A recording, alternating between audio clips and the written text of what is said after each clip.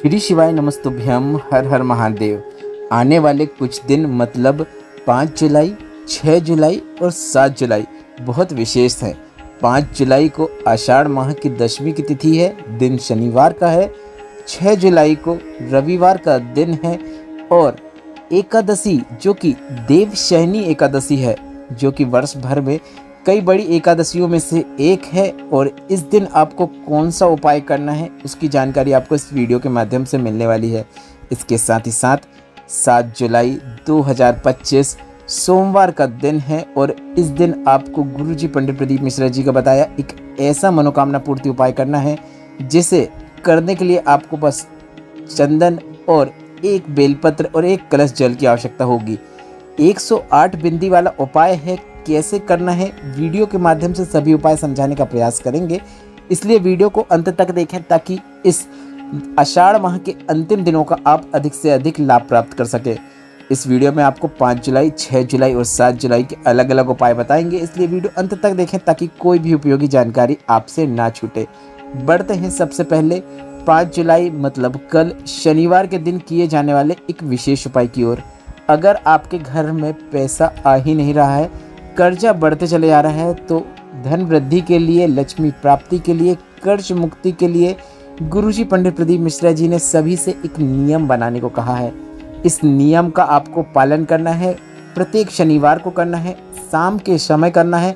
जिन्हें पता नहीं शाम के किस समय आपको यह नियम का पालन करना है, उन्हें हम बता दें। यह नियम एक दीपक प्रज्वलित करने का है, प्रदोष काल में दीपक प्रज्वलित करने का है। जिन्हें पता नहीं उन्हें बता दें, सूर्य अस्त के 45 मिनट पहले से लेकर 45 मिनट बाद तक का समय प्रदोष काल कहलाता है। या फिर सूर्य की रोशनी दिखाई दे रही हो पर सूर्य दिखाई ना दे रहा हो, वह समय भी प्रदोष काल कहलाता है। उस समय आपको पीपल के वृक्ष के नीचे जाकर एक गोल बाती का दीपक प्रज्वलित कर देना है। यह दीपक हम माता लक्ष्मी और नारायण के निमित्त प्रज्वलित कर रहे हैं और ऐसा करने से आपके घर में लक्ष्मी के साथ साथ नारायण भी प्रवेश कर जाते हैं और आपके घर को धन्य धान्य से परिपूर्ण कर देते हैं। इस उपाय को करने से आपको कर्ज मुक्ति तो प्राप्त होती ही है, साथ ही साथ आपके घर में धन की वृद्धि भी देखने को मिलती है। बढ़ते हैं अब अगले दिन मतलब 6 जुलाई 2025 रविवार का दिन है और इस दिन आपको गुरुजी पंडित प्रदीप मिश्रा जी का बताया एक ऐसा कर्ज मुक्ति उपाय करना है, जिसे आप अगर 3 एकादशी कर देते हैं तो जीवन में धन की वृद्धि देखने को मिलती है, लक्ष्मी की वृद्धि देखने को मिलती है और आपको कर्ज मुक्ति प्राप्त होती है। उपाय काफ़ी सरल और आसान है। इस उपाय को करने के लिए आपको एक कलश में गंगा जल भर लेना है। अगर आपके पास गंगा जल नहीं है तो अपने घर में जो जल है उसे भर लें और कुछ बूंदें गंगा जल की डाल दें। अगर कुछ बूंदें भी गंगा जल की नहीं है तो आप अपने घर के ही जल का उपयोग कर सकते हैं जो है। इसके बाद इसके अंदर आपको 7 बेलपत्र को डाल देना है। 7 बेलपत्र को इस कलश के अंदर डाल दें। बेलपत्र की डूटी अगर पहले से तोड़ के रखेंगे तो काफ़ी अच्छी बात है। 7 बेलपत्र को इस जल से भरे हुए कलश के अंदर डाल दें और कलश का पूरा जल नंदी भगवान का जो उठा हुआ चरण होता है, उठा हुआ पाँव होता है, कलश का पूरा जल आपको नंदी भगवान के उठे हुए पाँव पे अर्पित कर देना है। यह देवशयनी एकादशी के दिन किया जाने वाला एक विशेष उपाय है, जिसे गुरुजी ने लगातार 3 एकादशी करने को कहा है। तो आप भी ये लगातार आने वाली एकादशियों में यह उपाय करके धन वृद्धि, लक्ष्मी वृद्धि के योग अवश्य बनाएं। अब आप जब नंदी भगवान के उठे हुए चरण में पूरा कलश का जल अर्पित कर देंगे, इसके बाद आपको जो अंदर 7 बेलपत्र है उन्हें एक एक करके या फिर एक साथ, मतलब मंदिर में अगर अधिक मात्रा में भीड़ है तो एक एक करके बेलपत्र को शिवलिंग के ऊपर श्री शिवाय नमस्तुभ्यम या फिर नमः शिवाय या फिर ओम नमः शिवाय बोलते हुए अर्पित कर दें। अगर भीड़ ज़्यादा मात्रा में है तो आप एक साथ 7 बेलपत्र को भी शिवलिंग के ऊपर अर्पित कर सकते हैं। बस इस बात का ध्यान रखें, बेलपत्र को शिवलिंग पर अर्पित करते समय श्री शिवाय नमस्तुभ्यम या फिर नमः शिवाय या फिर ओम नमः शिवाय मंत्र का उच्चारण अवश्य करें। बेलपत्र को शिवलिंग के ऊपर इस प्रकार से अर्पित करें कि जहां से भी बैठकर आप बेलपत्र को शिवलिंग के ऊपर अर्पित कर रहे हैं, बेलपत्र की डंडी आपके विपरीत ओर होना चाहिए। बस इतना ही करना है। इसके साथ ही साथ एकादशी का एक अन्य उपाय है। अगर एक कमा रहे हैं, सवा खर्च हो रहा है, पैसा घर पे टिक ही नहीं रहा है, पैसा बीमारियों में जा रहा है या फिर घर में बहुत क्लेश देखने को मिलता है तो ऐसा पितृदोष के कारण होता है। और गुरुजी ने स्वधा का नाम स्मरण करते हुए एक विशेष उपाय करने को कहा है। गुरुजी ने बताया, स्वधा पार्वती जी की नानी है, पितृलोक में निवास करती हैं, और अगर आप एकादशी के दिन शिवलिंग पर एक कलश जल अर्पित करने के बाद 3 बार स्वधा स्वधा स्वधा बोल देते हैं या फिर स्वधा स्तोत्र का पाठ कर देते हैं, मात्र इतना कर देने से पितृदोष एवं अन्य कई प्रकार के दोषों से आपको मुक्ति मिलती है।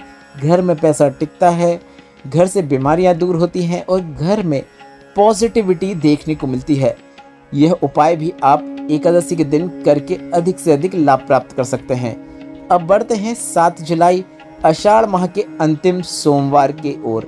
गुरुजी पंडित प्रदीप मिश्रा जी ने सोमवार के दिन किए जाने वाले एक विशेष उपाय की जानकारी दी है, जिसे अगर आप एक बार भी कर देते हैं तो आपकी जो भी मनोकामना है वह 3 माह के अंदर निश्चित पूर्ण हो जाती है।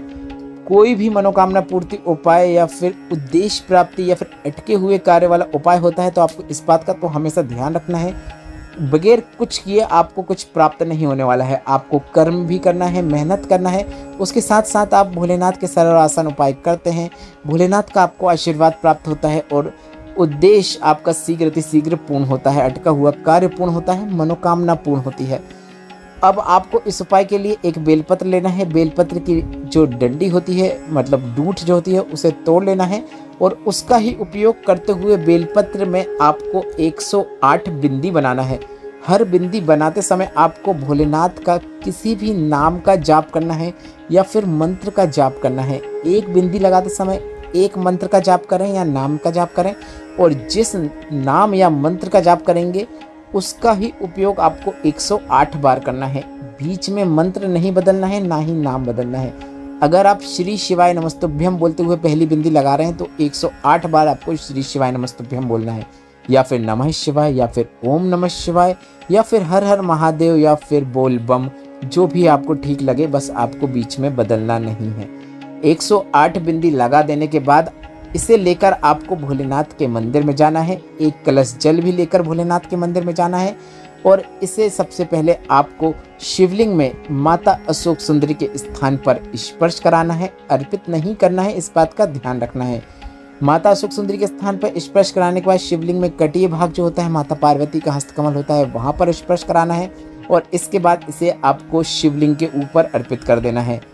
इसके बाद एक कलश का जल आप इस बेलपत्र के ऊपर अर्पित कर दें। जलाधारी से नीचे गिर रहे जल का थोड़ा सा भाग प्राप्त करके उसका सिंचन घर पे कर सकते हैं, जल का आचमन कर सकते हैं। बस इतना ही करना होता है। जिस उद्देश्य को रखते हुए, जिस कामना को मन में रखते हुए आपने उपाय किया है, वह कामना शीघ्र पूर्ण हो जाती है। वीडियो उपयोगी लगा है तो वीडियो को लाइक करके कमेंट बॉक्स में श्री शिवाय नमस्तुभ्यम या फिर हर हर महादेव अवश्य टाइप कीजिएगा। धर्म की बातें यूट्यूब चैनल को सपोर्ट करना चाहते हैं तो QR कोड आपकी स्क्रीन पर दिख रहा है। श्री शिवाय नमस्तुभ्यम, हर हर महादेव।